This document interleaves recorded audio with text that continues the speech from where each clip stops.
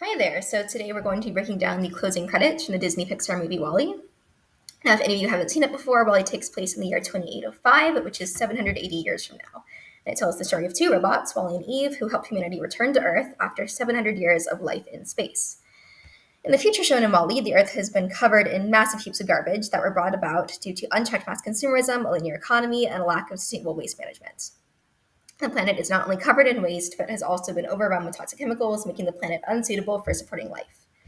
Wally's job on Earth is to compact and pile the heaps of trash on Earth's surface, and Eve's job is to scan Earth's surface and look for evidence of sustainable life. In other words, look for plants.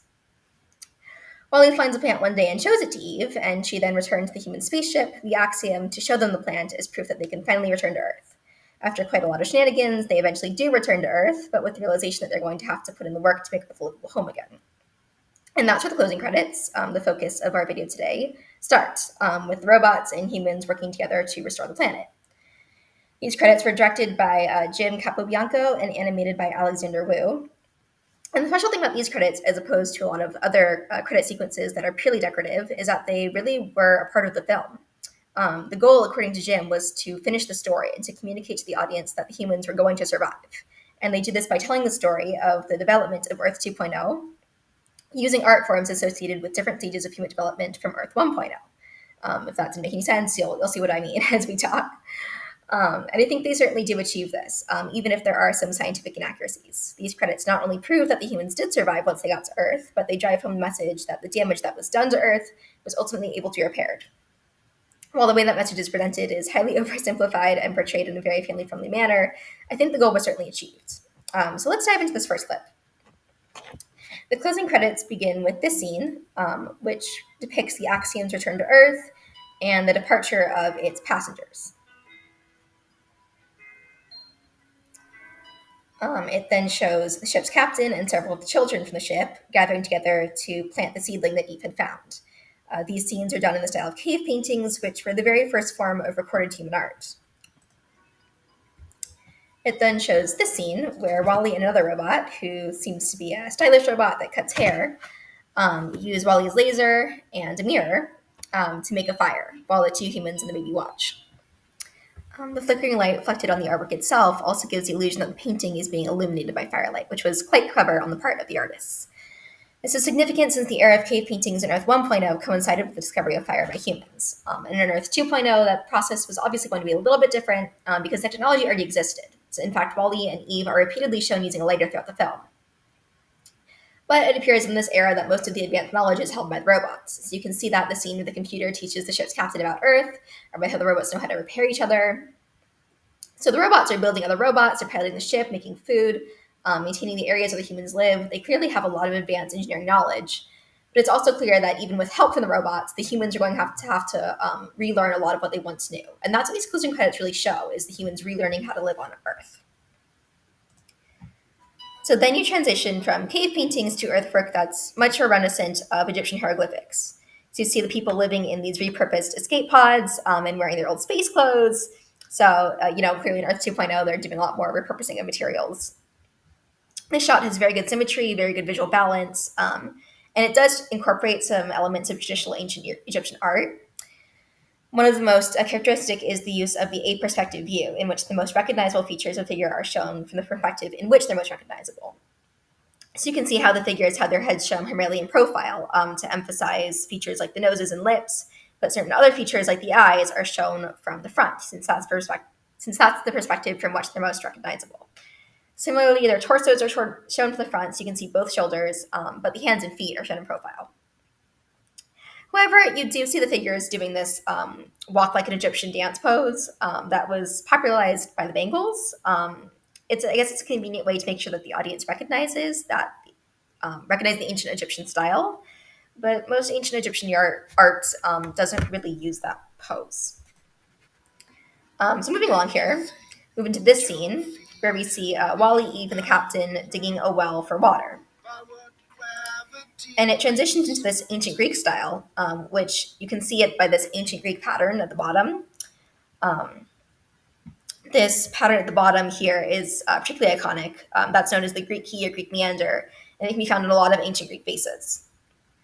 You can see other parallels as well. The black imagery on the reddish background emulates the colors of an ancient Greek vase. Um, and in this scene, you can see one of the robots working with the humans to start growing crops. It looks like they are growing wheat and grapes. This scene also has really good symmetry and balance, with the wheat on the outside framing the grapes in the middle. You can also see the contrast between the reddish orange earth on top and the blue groundwater underneath, since blue and orange are opposite colors. The use of both here make sure that both elements are emphasized, the earth and the water. The scene is really showing the beginning of agriculture and the beginning of irrigation. The Greeks weren't the first civilization to drill wells or utilize groundwater, but they might be one of the first that had a widely recognized art style, which was really important for audiences. Then the style transitions to this mosaic form, which indicates more of a Roman style. And this is the first time in the credits that we really start to see the return of non-human animal life to Earth. And then we move into this next section here, where you see a man and a robot working together to catch fish. So not only have the wildlife returned, but they're actually being utilized for food.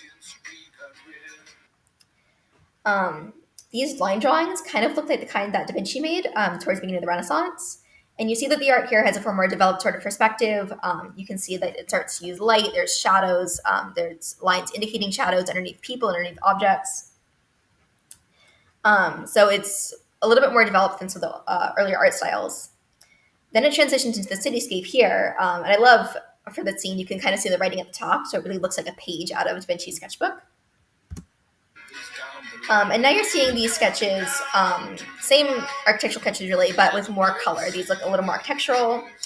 And this is the part where you really see the humans start to rebuild their society and their cities. Then we move through, this next section is going to be more of from the Renaissance. And so as we move through the Renaissance, we see the different art styles that are reflected through imitations of different painters. And so what the creators of these credits have been trying to do with the Renaissance was different than the other styles because they had very specific artists that were recognizable and that they were trying to emulate rather than just a generic cultural style. And so the more modern the artwork became, the more recognizable the artist, and that was a challenge they had to address. To do this, they were also able to bring in a guy named John Lee, who essentially acted as an art forger, and he was able to kind of copy the styles of Renaissance artists to make sure that the art could be recognized as being from the right time period. This first scene was inspired by the works of English Impressionist landscape painter Jan W. Turner. It looks right here, especially similar to his painting, The Fighting Temeraire to Ship, tugged her last berth to be broken up. And you can, if you ever see the painting, you can see the same style of brushstrokes. You can see the same use of the yellowish, orangish light over the blue seascape, really emulating his work. And then as it continues, you see the children playing, and you see the scene of young man fishing, which is done in the style of pointillism. It's specifically inspired by the painting The Seine at Le Grand Jatte by Georges Seurat, I hope I'm pronouncing that right, who was an important post-impressionist painter around this period. And these last two scenes are really important because it's the first time the clips haven't shown humans working. In fact, you're seeing, a boy in this one fishing not for food like in the previous scene, but for fun. So this indicates that the society at this point has been mostly rebuilt to the point that people now have time for leisure activities. Then finally, we see these next few scenes done in the style of Van Gogh, who was a post-impressionist painter. And you can see the sunflowers, which are specifically derived from his painting Sunflowers. And the sky looks very similar to another one of his paintings called Wheat Fields with Cypress. Van Gogh was the last artist, and this is the scene where they show life really fully returning to Earth, and they show the restoration process that's having been completed. As the blue jay flies away, we get another visual inspired by Van Gogh, except this time it's inspired by his painting Olive Trees with Alp Hills in the background. So we get to see Eve and Wally relaxing together underneath a tree. And as the screen pans down, it's revealed that this tree has grown from the original seedling that Wally and Eve discovered on Earth. Fun fact, Eve was actually supposed to fulfill the same role for this movie that the dove did in the story of Noah's Ark. So just like the dove brings back the olive leaf as proof that it's safe to go back to land, Earth found the plant that proved it was safe for humans to return to Earth. Now, if the seedling that Eve brought back really was an olive, as implied by the painting it was based off of, this is even more of a parallel to the dove that brought back the olive leaf. This might have just been a happy accident, but it certainly was a clever tie-in if it was done on purpose. And then finally, the credits end with this bit of 8-bit animation right here.